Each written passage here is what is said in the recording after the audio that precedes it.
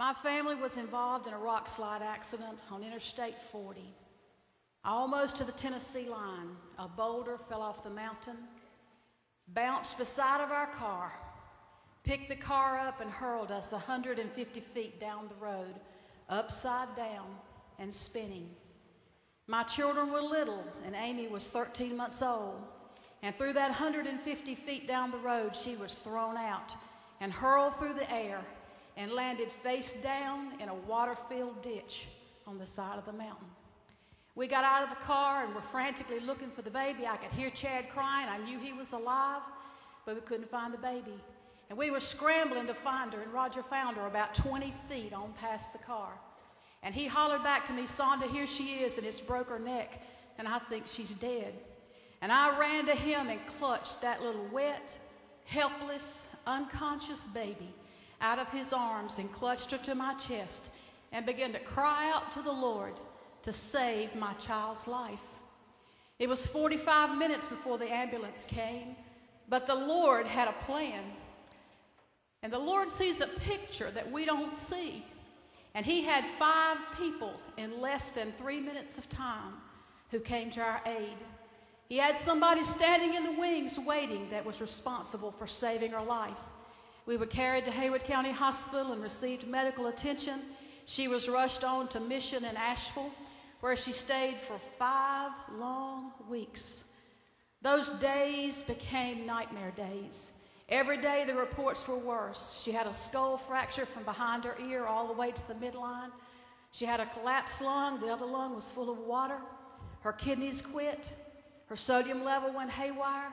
She had a brain bleed. She had to have surgery to her brain. She had 10 tubes in her at one time. She had chest tubes draining all that blood out of her little body. And she laid motionless for all those days. Without hope? No. We had hope in a Father who could raise our baby from a deathbed. And she stands in this choir tonight, raised by God, because he saw a picture I didn't see. He had a plan I didn't know about. And he has a plan for you tonight. And if you're going through something that you don't know the end to, trust him, because he has a plan. We came home at the end of that 5 weeks with a little 14-month-old newborn.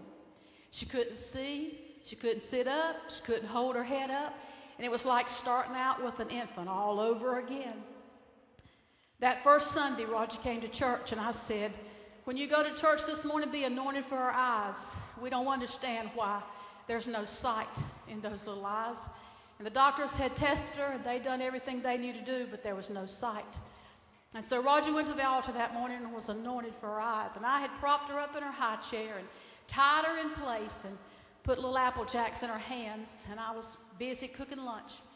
And I looked, and she had scooped up all those Apple Jacks on that tray and stuffed her little mouth full. And I go over and clean out her mouth and wash her hands and scold her for getting all those Apple Jacks and put one in this hand and one in this hand and go back about my business.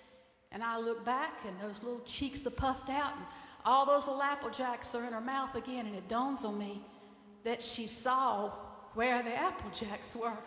And I looked at the clock, and it was 11:20, just about the time that our folks are in the altar and our elders are laying hands on, and God instantly healed her eyes, and she sees tonight because of an instant healing of God.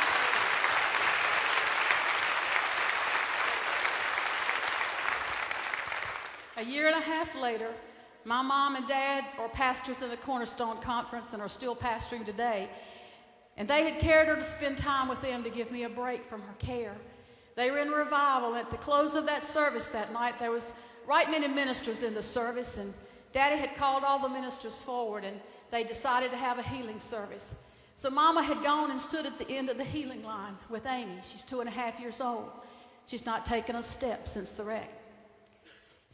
Mama said that they came down the line and prayed for her, and she went back to her seat and sat down. The service ended, and people began to disperse. And one of the ministers who had laid hands on Amy said, "Pastor Jack," said, "what was Miss Angie anointed for that baby?" And he said, "That's Amy, our granddaughter that was in the rock slide accident," said, "I'm sure it was for God to help her to walk because she hadn't taken a step." He said, when I laid my hands on her, a warm oil went down my arm and into that child.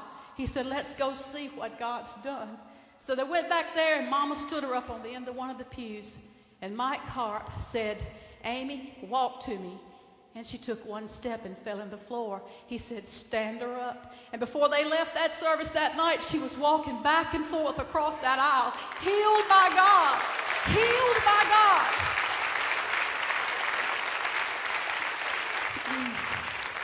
You tell me there's something in your life God can't fix?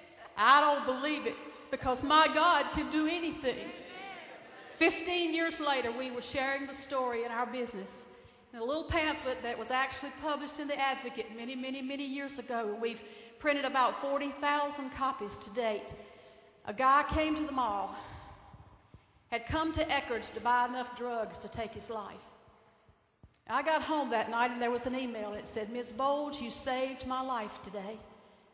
He said, I came to the mall with every intention of buying enough drugs to take my life. He said, I bought the drugs, and on the way out of the mall, I passed your store, and something drew me into the door of that business.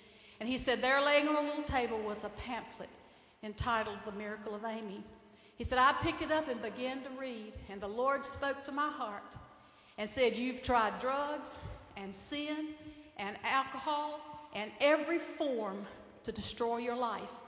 If you'll try me, I will save your life. He said, I left that business, went to my car, and cried out to the Lord and said, I said, Jesus, if you're who you are, if you're really in heaven and you're who you are, save my soul today. And he said, if I had not picked up that paper, I would be in eternity. So I thought you should know that the miracle of Amy saved my life today. Folks, you can't put a price tag on that. But he's the same Jesus tonight, and he's here to meet every need we have. And if there's something that you're facing that you don't know what to do, hold on, because you ain't seen nothing till you see what God can do.